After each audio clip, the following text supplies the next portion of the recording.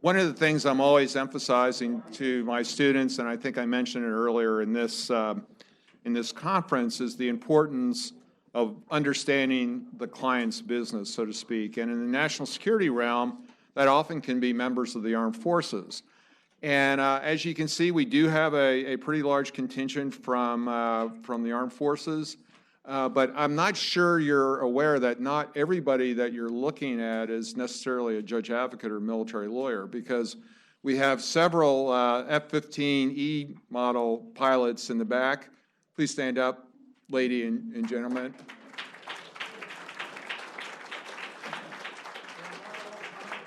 So, and this is a good opportunity, I think. Number one, I congratulate them. This was their own initiative. They know that they want to expand their knowledge of really the world in which they're going to be operating and applying the kinetic side of national security. But also, I encourage all the students and the other lawyers to get to know them, because that is the client and their perspective can be very interesting. And speaking of interesting perspectives, I'm extremely pleased to have Professor Feaver from the Political Science Department here at Duke to discuss civil-military relations in this unusual era that we're in, with Professor Bill Banks, who's just written a book, Soldiers on the Home Front, that you'll have the opportunity to buy. Peter, I'm not sure if you know this, but in my blog post of last week, I called you the foremost political scientist in the area of civil-military relations. Yeah, I saw that. I gave you the $20. Yeah, and see, that's the point of this conversation. 20 is not quite making it anymore. Speak to my lawyer. Yeah. No, really, Peter has a very interesting background. I think we go back at least 20 years, and he was seriously one of the real, back when it really wasn't fashionable to be looking at civil-military relations issues. He did a lot of groundbreaking work. It's out there. And then, but he's not just an ivory tower academic. He was on the NSC and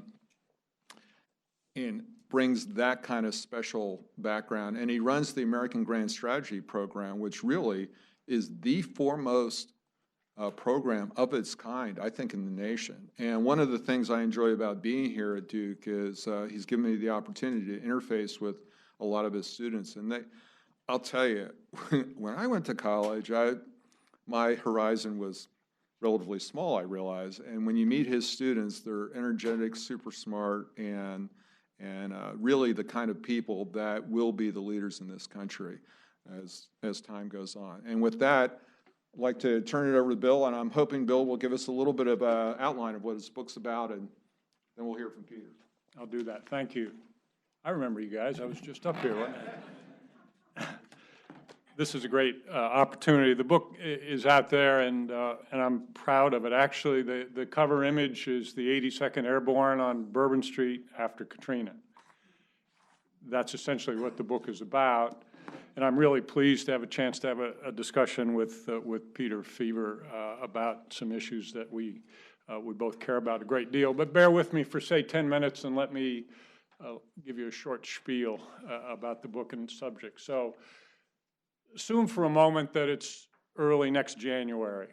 The Obama administration people are walking out the door, cleaning out their desks, and Trump administration staff are on their way in.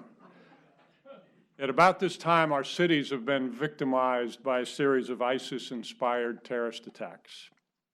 Conventional weapons, small groups or individuals similar to the attacks in Paris or San Bernardino. Several dozen people have been killed, hundreds injured.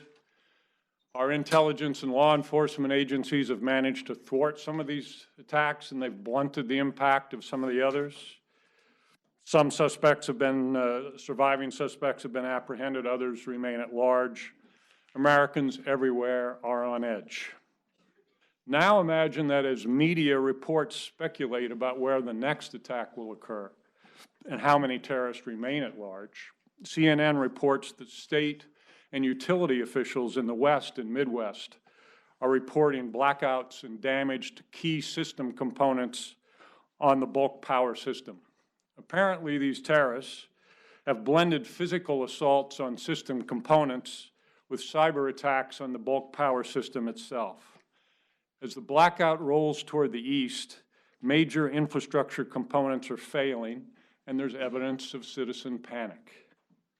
This is not a far-fetched scenario. How would we respond? Who would be in charge? Would the military be involved, and if so, how? Defense Department doctrine provides for something called complex catastrophes, defined in doctrine as, quote, any natural or man-made incident, including cyber attack, power grid failure, and terrorism, which results in cascading failures of multiple independent, critical, life-sustaining infrastructure sectors. Meanwhile, the 2015 DoD cyber strategy strategic goal number 3 says, quote, again, that DoD must work with its interagency partners, the private sector, and allied and partner nations to deter and, if necessary, defeat a cyber attack of significant consequence on the U.S. homeland, end quote. Well, what does it mean to defeat this kind of cyber attack? And if intelligence links the cyber attack to the conventional terrorists who had attacked with conventional means and thus to ISIS, how would the cyber operation coordinate with combating terrorists who are using conventional weapons? Would the military be involved in responding to the civil disturbances that are going on? Would the military enforce the laws? What are the leadership roles? Where's unity of command in a whole of government response operation? So Americans have always only cautiously embraced the military at home. We use that phrase in this book, a cautious embrace. We understand the value of a highly disciplined, well-equipped, experienced fighting force to defend against foreign invaders or to help out when civilian authorities are overwhelmed by domestic violence or natural disasters. But we've also recognized that even under civilian control, such forces hold the potential for mischief. One of the framers, Elbridge Gerry, a delegate to the convention in Philadelphia, put it this way: standing armies in time of peace are inconsistent with the principles of republican governments, dangerous to the liberties of a free people, and generally converted into destructive engines for establishing despotism. Well, that was well over 200 years ago. A few weeks ago, Steve Aftergood reviewed our book in a blog called Secrecy News and said, I quote, "The role of forces in an open society might be likened to a potent medicine that is life-saving in the proper dosage, but lethal beyond a certain proportion. Military forces have proved to be indispensable for securing the political space in which free institutions may flourish, but they may also trample or destroy those institutions if unconstrained by law and wise leadership." U.S. armed forces have been most active in domestic life, excuse me, during times of great national crisis. Just a minute, Charlie's making me work too hard here. At times, the armed forces have done what no other entity or institution of government could do. They've saved thousands of citizens from death or serious injury in the face of disaster or disturbance. At other times, however, their actions have threatened the very interests they are sworn to protect: civil liberties, representative government, and the rule of law. So from the earliest days, we've developed a dependent yet uneasy relationship as Americans with the military. The tensions in the relationship, I'd say, lie at the heart of our study in this book. So except in extraordinary circumstances, engaging the military in a domestic operation cuts against our cultural grain. The U.S. has been proudly unique among nations in the world in entrusting law enforcement to civilian agencies managed and controlled by civilians. Our federal system of government has helped cement control over and accountability for law enforcement and peacekeeping activities at the lowest levels of government, closest to the operations being conducted. Meanwhile, our revolutionary and constitutional heritage that's fed by experiences in England and with the English military in the colonies, some of which Laura Donahue alluded to in her history lesson in the last panel, led to the unequivocal subordination of the military to civilian authority. So our Constitution anticipates that the military may be required for domestic missions in extraordinary circumstances, including invasion, insurrection, and other forms of domestic violence. They also contemplated and knew that troops would sometimes be needed to help enforce the civilian laws. They just neglected to tell us precisely when. Much was left to Congress and future administrations to work out. When would the feds call up state forces? What does it mean to execute the laws? Which laws? The mechanisms for the control and use of the military in these settings are, for the most part, tightly controlled by law and subject to civilian decision-making. However, even after centuries of legislation, litigation, and historical experience, many of the underlying policy questions and some of the basic legal questions remain at least partly unresolved. So the overarching aims of the book are themes that are Americans that have cautiously embraced a military role at home, even when civilian resources are overwhelmed, that the martial orientation of military units can cause harm to our freedoms, even while they're keeping us safe from our enemies, that the original legal framework for domestic use in the military and its subordination to civilian control has eroded over time, leading to expanding military influence, and that our civilian political leaders have in the past abused their legal authorities in misusing the military for domestic assignments and could again in the future.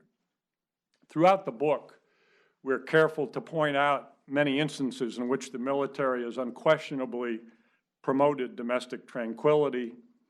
Our goal really is to help Americans understand the difficulty of some of the questions that we have addressed, and that while Homeland Forces play a critical role in keeping us safe, history demonstrates that an expanded military involvement in civil affairs poses distinct risks to liberty and democracy. So I thought, speaking of historical incidents, I'd briefly read an excerpt here about one of those pieces of history that I think is particularly colorful and that may generate a little bit of discussion. Everybody knows about General Andrew Jackson, who was the commander of United States forces at the end of the War of 1812. He was commander in New Orleans. Jackson feared, based on the information he feared an imminent attack from a large British force, which was just offshore nearby. So he declared martial law on December 16, 1814, around and in the city of New Orleans, and he assumed full control of the city and its civilian population. When the British invaders were defeated very soundly in the Battle of New Orleans just a short time after that, the war had already formally ended, although Jackson didn't know of the Treaty of Ghent, and it wouldn't reach him and the city of New Orleans for another 2 months, given communications at the time. Until it did, Jackson refused to lift martial law in the city, even though the British had been defeated. A state senator in Louisiana, a guy named Louis Louallier, wrote a letter, unsigned but published widely in the papers, objecting to the continuation of military rule, which he described as no longer compatible with our dignity and oath of making the Constitution respected. He argued that persons accused of crime in New Orleans should be tried in civilian court, not in military tribunals. Jackson responded by having Louallier arrested on the pretextual charge of spying and other charges. So a federal judge named Dominic Hall then issued a writ of habeas corpus for Louallier after finding that conditions no longer justified martial law. Unbowed, Jackson defiantly ordered the judge arrested, detained in the same barracks as Louallier, on the grounds that Hall had aided and abetted Lallier in inciting mutiny in the Army. The general also ordered the U.S. Marshal not to intervene. Jackson's direction then, the court-martial was convened to try Lallier. The military judges acquitted Lallier, concluding that the military court had no jurisdiction to try someone who was not a member of the militia or the Army, and that there was no evidence to support the charge of spying. Jackson ignored the acquittal, kept Lallier in confinement, anticipating that a court-martial would also acquit Judge Hall. He then ordered soldiers to remove Hall from the city. The general continued martial law until he was officially notified of the proclamation of the Treaty of Ghent on March the 13th, some 2 months later. Hall immediately returned to New Orleans and cited General Jackson for contempt of court. Jackson appeared in court, and he argued that the martial law gave him the right to control both the military and civilian functions of the city, even if his conduct was technically unlawful, he said. Necessity, now I'm going to quote, may in some cases justify a departure from the Constitution, end quote. Well, the judge held Jackson in contempt, fined him $1,000. Jackson submitted to the civilian authority in a dignified manner and insisted on paying the fine himself. The postscript to the story, this was 1814, 1815. A quarter century later, an aging Jackson, seeking to redeem his legacy, traveled to Washington to lobby Congress for a rebuke of Judge Hall's contempt ruling in New Orleans. After an intensely partisan debate that lasted most of a session of Congress between the Democrats and Whigs, Johnson finally obliged in 1844 by voting to refund the $1,000 fine to Jackson, as well as with interest. In effect, it retroactively ratified Jackson's imposition of martial law, as well as the military trial of civilians who criticized the military operation. It also cast serious doubt on the nation's commitment to the primacy of civilian authority over the military. So, Peter, what do you think? I think I can't compete with that story. That's a great story. But it's also an encouraging reminder that we have had Trump-like behavior in the past, and the country has survived it. So that will. It's a new adjective. Yes. Trump-like behavior.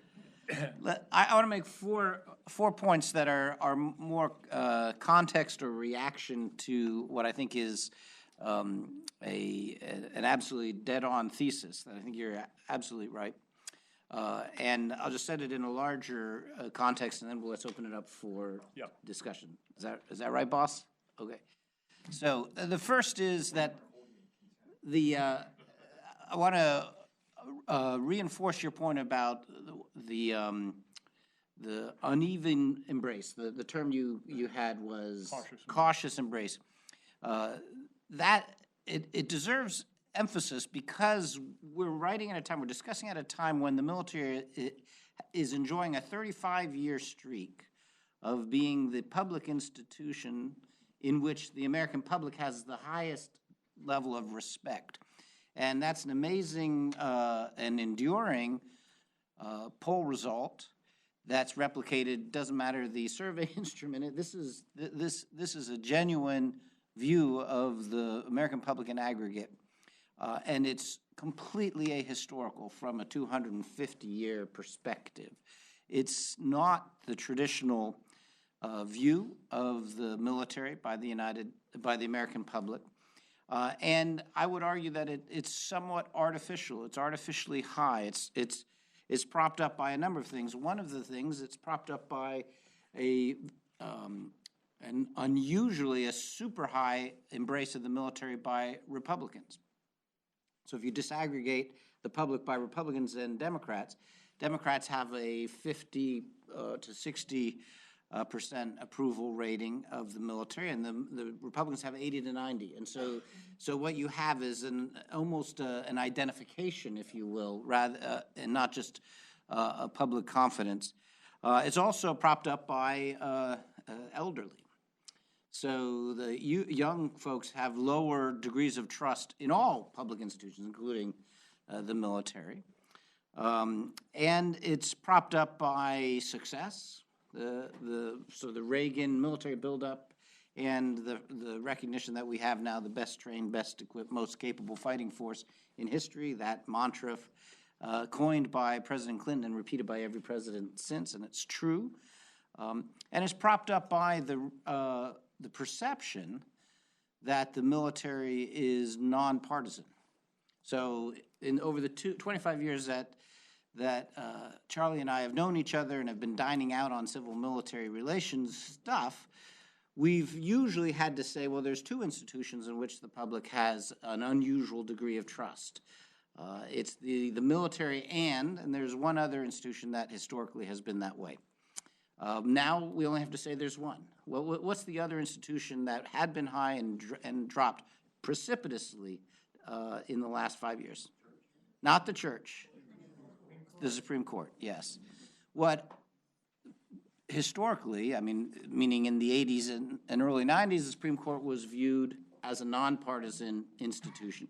And it was the partisan institutions, particularly Congress, the more partisan the institution it got, the lower its esteem in the public eye.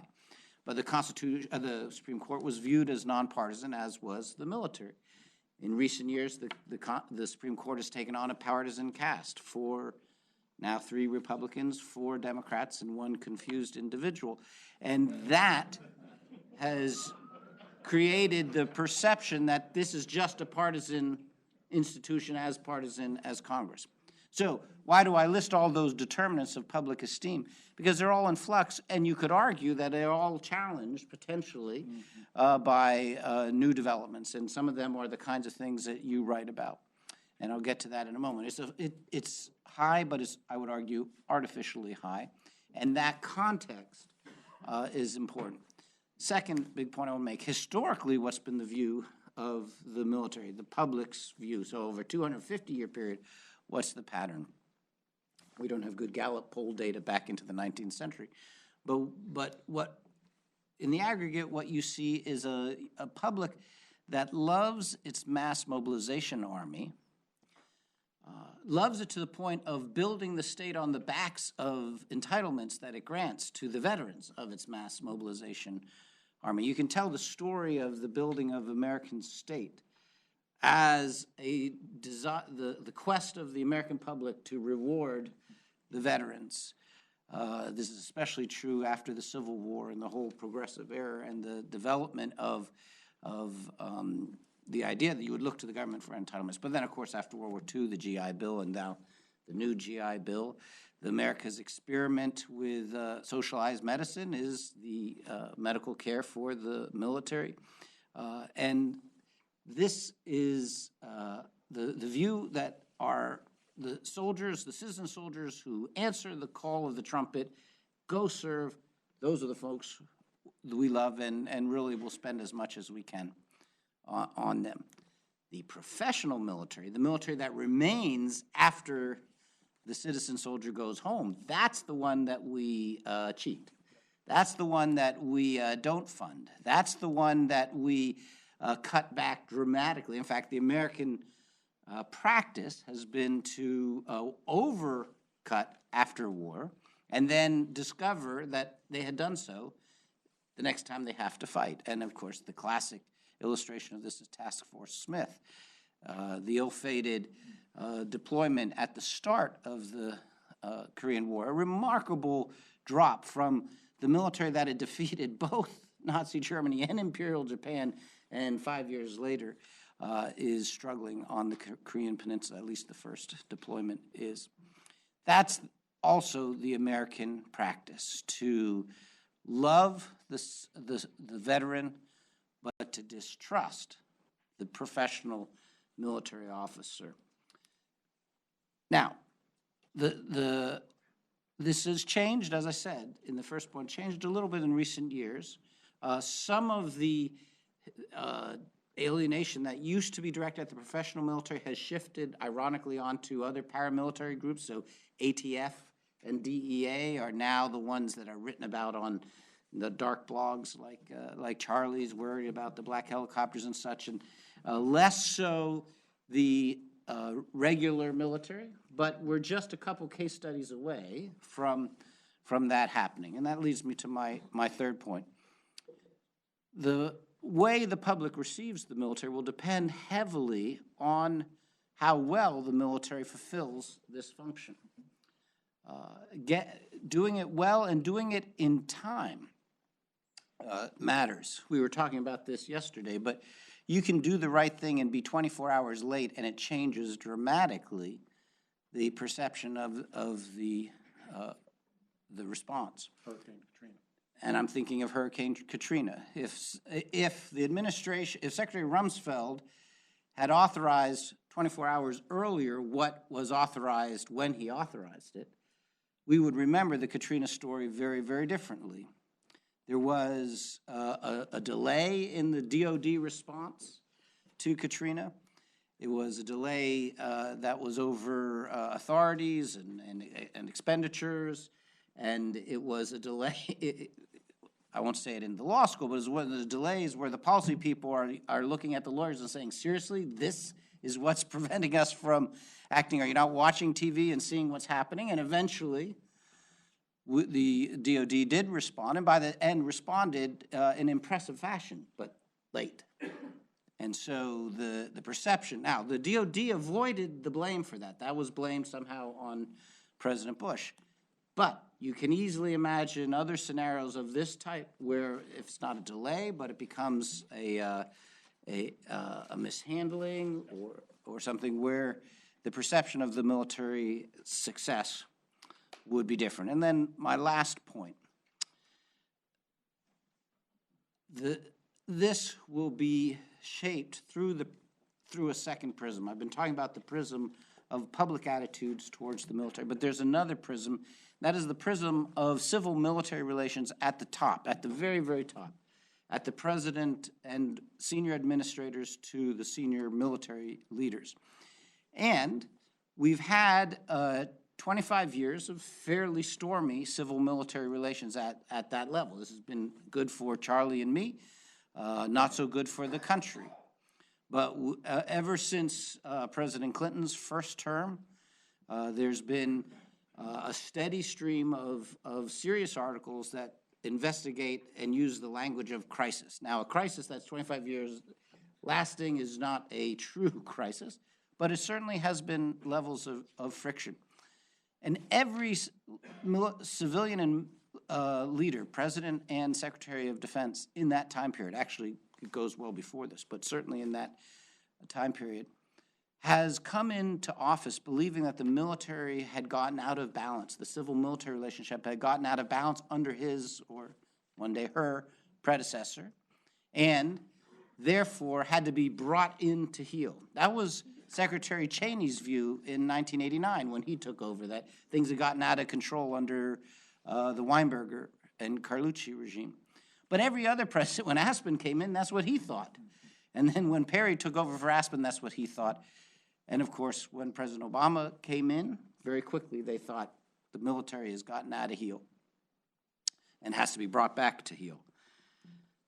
Administrations take a while to get their sea legs, and sometimes they eventually do. The second half of the Clinton administration was much better in from a civil-military point of view than the first term.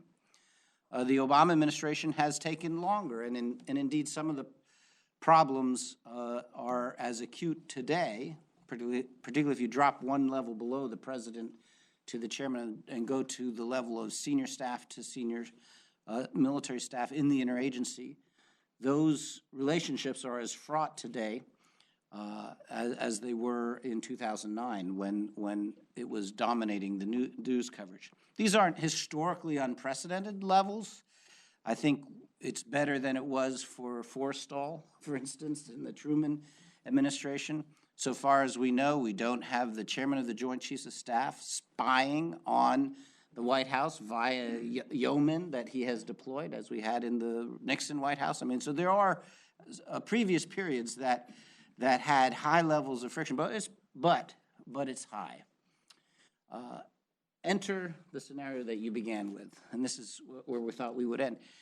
Speculate on a Trump administration. I think we're just now coming to terms with what that would mean. It's been more of a punchline until now, but I think it's time to take that seriously, and I and a number of others have started to think about seriously what would that look like. And in civil military terms, I think we have three possible scenarios. One is, and the most optimistic one, this is the one that we should hope for, is that candidate Trump is lying.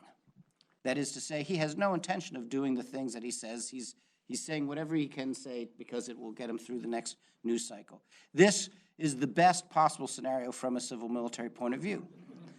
The second possibility is that he's actually a quick study. He hasn't really studied these issues. Once he assembles a national security staff, now he'll listen to Governor Christie, who just endorsed him while you guys were listening to cyber stuff. He'll listen to Governor Christie, and he will learn and quickly adjust and not try the things. And then that would be a next best possibility. But the third possibility is that he actually is going to try to do the things that he says he's going to do. And if he does, he's going to run into a military that will not obey those orders, because some of those orders are illegal. By training and by professional ethics, they must disobey some of the orders that he says he's going to give them. And then we will have a really interesting civil military crisis suitable for next year's Lens 7. It's a good setup. Well, after I declare martial law, no, I think that was really a terrific way to set up these issues. Let me pose the first question. And meanwhile, if I was one of my students, I'd probably be thinking of a question now, because sometimes I will call on students to ask a question, whether they've asked one or not. But Peter, I think both of you have raised an interesting issue about the current popularity of the military. And I don't think you're suggesting that there's going to be a military coup. It's whether, or maybe you are. Only crackpots write about coups in 2012. Thank you, Peter. Well, I did get a Hollywood movie. But anyway, a lot of that, and you alluded to it, is the nonpartisan nature of the military. And I think that that is a very fragile thing. And yet, at the same time, it's extremely important to have this high view of the military when you have an all-volunteer force and you're expecting, parents to send their sons and daughters. To what extent, given what we've heard, well, you weren't here, but when we talked about the hybrid threats and things that constitute threats to this country are not the traditional military threats, but they involve many other sorts of things. And one of them, you talked about Twitter. Should the military be countering on Twitter? And whose role is that? And does that inevitably politicize, since everything today is politicized? What do you think of this amalgam of things that we're seeing today as to the future of civil-military relations?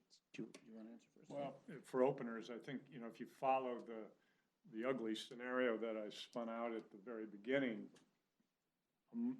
among the reasons that it's difficult for the military to provide quick and easy answers to the questions I raised is that the roles that members of the active duty military or reserves or Guard, federalized or state, could play in the kind of scenario that I created are tactical combat, providing protection of critical infrastructure facilities, providing medical triage and quarantine support in the event of a public health emergency, support to civilian agencies in any of the above. Well, that's 5. There are 2 or 3 others.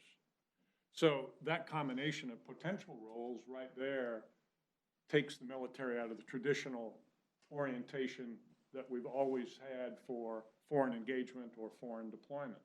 So they're already in a whole of government response to a domestic incident playing multiple roles and working alongside civilians and civilian agencies, perhaps subject to a different chain of command, but still in a whole of government. And can I follow up with that? There are people who will tell you that the experience of the military since 9/11, the kind of counterinsurgency work that they have had to do overseas, Yes.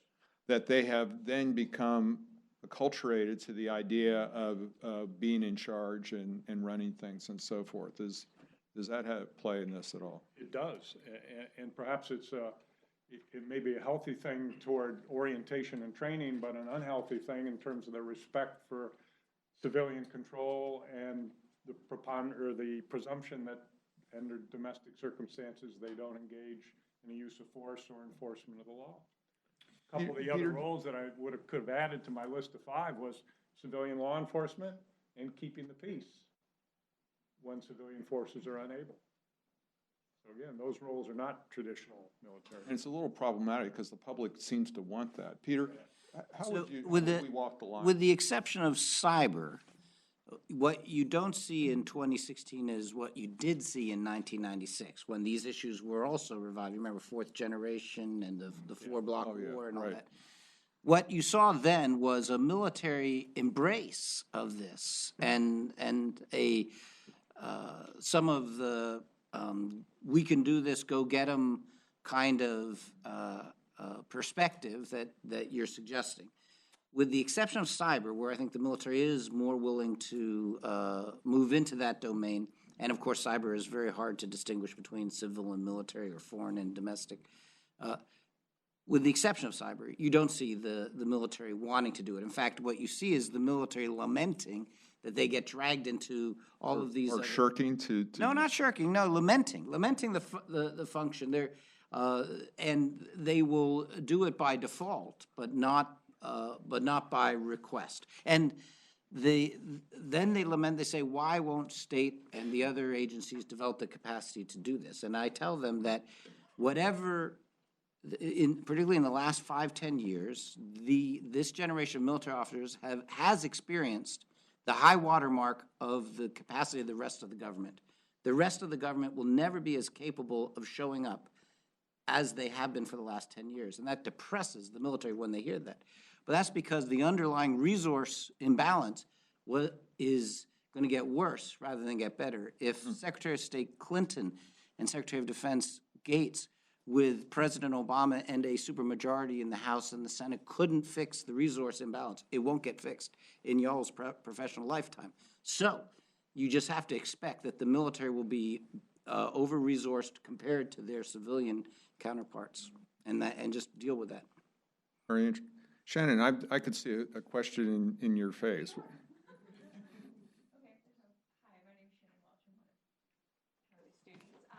About how this conversation intersects with some of how the military has come to reflect kind of American society with the ending of Don't Ask, Don't Tell and the opening of a lot of public roles to women. So whether you see that conversation reflecting potentially increased trust in the military. Could you repeat the question? So the question was, is a source of trust how well the military has responded to Don't Ask, Don't Tell and the changes? Is that the question? Since it begins to reflect what the American people see as their own composition. So this is the question of Morris Janowitz, the great sociologist of the military. Do you get better results when the military looks like American society? And the other answer of the great theorist is Sam Huntington, who says, no, you get better results when we let the military be different and different in ways that are functional, that he deemed functional. I don't think the likeness of the military to American society is driving the high level of esteem, because it has coincided with a time when the military has gotten less like the rest of the civilian society. Not in gender terms, okay, we've seen a gradual expanse of openings to women, and of course, more recently, to open homosexuals serving in the military. But on other dimensions, it's become more isolated from the rest of society, and you're having an increasingly tribal accession that is the best predictor of someone's going to join the military is that their parents served in the military. And we're drawing less and less from the rest of the swath of American society. And it's differing from American society in another unhappy way, unhappy for American society, which is that a large fraction of the American public of the right age wouldn't qualify for military service, doesn't meet either the educational requirements or the physical fitness requirements, and serious requirements, not just lack of tattoos and stuff like that. So this is a problem. Now, I think it's more driven by a respect for the competence of the military, that the military has been able to do what it's been asked to do. And of course, that raises the question, will the public always view that the military is able to do what was asked of it in Iraq and Afghanistan? It may change its perception. And so I think that's more of a threat than the looking like American society. Time for one more quick question. Yes, sir.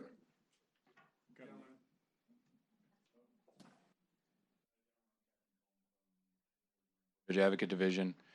My question is, sir, you just talked about sort of the tribalization of the military, kind of almost a FOB mentality. We hunker down on our bases. We have these little sort of self-contained communities and things like that. And my perception is it seems to breed sort of a lack of familiarity, especially with younger generation who didn't have sort of the unifying cause of World War II or the draft in Korea and Vietnam, which may be some of the reason that there's a less trust in the military with the younger generation. I guess my question really is, do you see a way to reverse that trend?